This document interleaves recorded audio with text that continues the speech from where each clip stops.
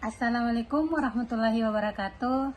Perkenalkan, nama saya Lutfia Nurpalaga dengan NIM 231102431136 dari Prodi S1 Manajemen kelas B.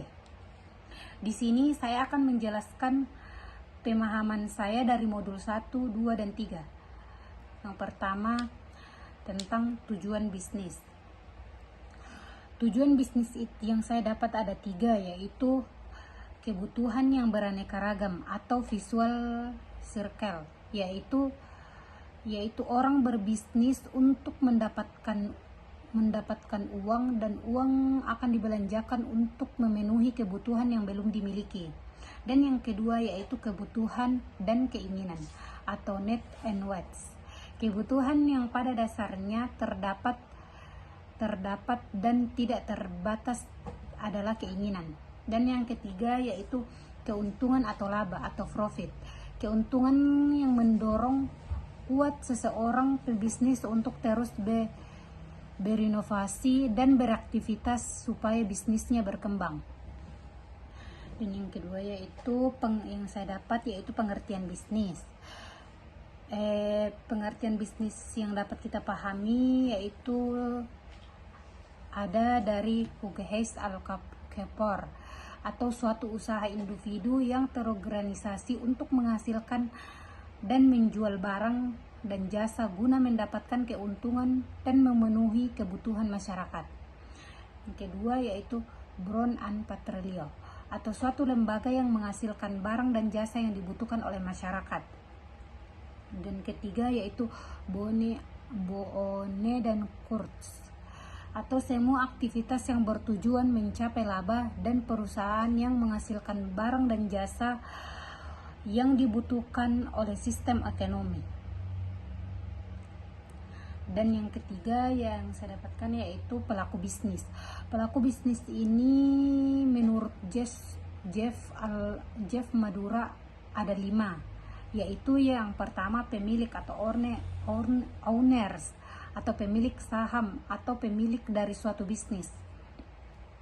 Yang kedua yaitu kreditor atau kreator atau penyediaan pinjaman yang bermula bisnis, contohnya seperti bank.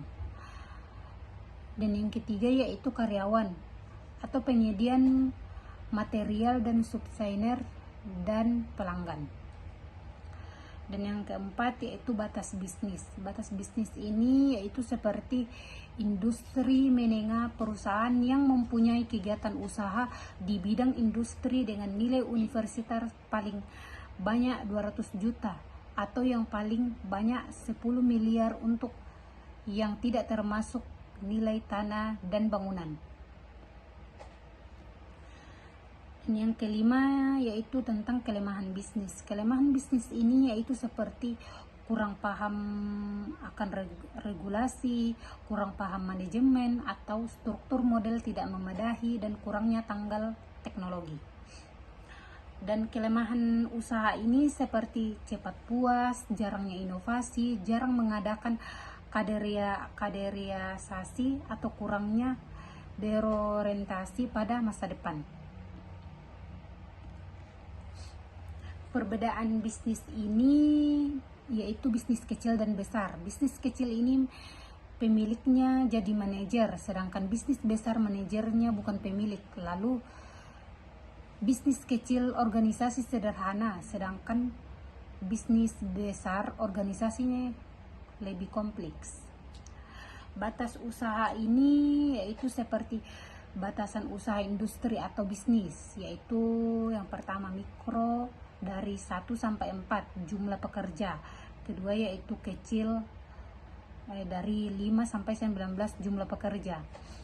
Dan yang ketiga menengah yaitu 20 sampai 99 pekerja. Dan yang keempat besar atau 100 lebih. Lanjut ke modul kedua yaitu tentang tanggung jawab.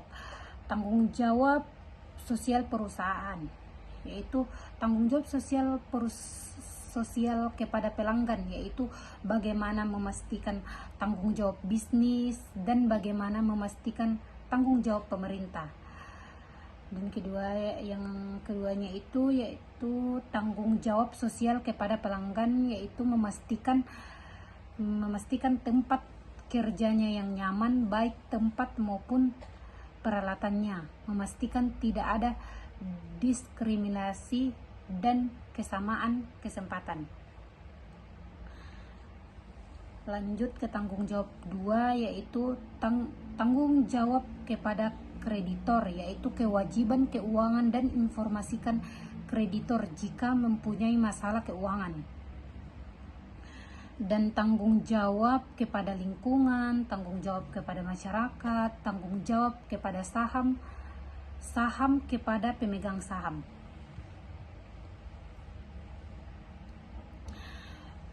Lanjut ke modul 3, yaitu tentang bentuk hukum. Bentuk hukum ini yaitu seperti badan usaha membentuk hukum. Subjek hukumnya adalah badan usaha itu sendiri, karena ia telah menjadi badan hukumnya yang sudah termasuk subjek hukum di samping manusia. Artinya pihak ketiga tidak bisa menuntut masing-masing orangnya. Seperti harta kekayaan perusahaan terpisah dari harta kekayaan pribadi, para pengurus dan anggotanya dua badan usaha yang bukan berbadan hukum. Bentuk hukum 2 yaitu seperti subjek hukumnya adalah orang-orang yang menjadi pengurusnya, jadi bukan badan hukum sendiri, sehingga yang dituntut adalah orangnya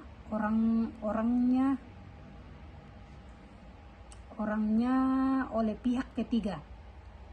Harta perusahaan bersatu dengan harta pribadi para pengurus dan anggotanya.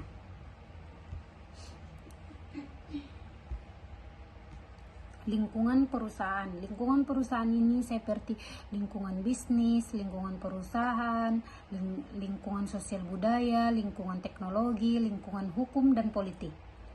Dan bentuk-bentuk perusahaan ini seperti perusahaan perseorangan, perusahaan perkongsian, perusahaan perseroan terbatas. Perusahaan perseorangan yaitu kelebihannya yaitu seperti perusahaan yang mudah didirikan, modal memulai usaha kecil, pengolahan fleksibel dan bebas, kerahasiaan usaha terjamin. Kelemahan dari perusahaan perseorangan ini yaitu seperti pertanggungjawaban yang tidak terbatas, modal terbatas, kualitas manajerial dan kualitas pekerjaan terbatas, dan kelangsungan operasi terbatas. Dan perusahaan perkongsian yaitu kebaikan dari ini yaitu seperti lebih banyak modal dapat dikumpulkan, lebih banyak keahlian yang diperoleh, umur usaha lebih panjang. Kelemahan dari perusahaan perkongsian ini yaitu seperti tanggung jawab yang tidak terbatas dan kebutuhan yang membuat perjanjian kerjasama.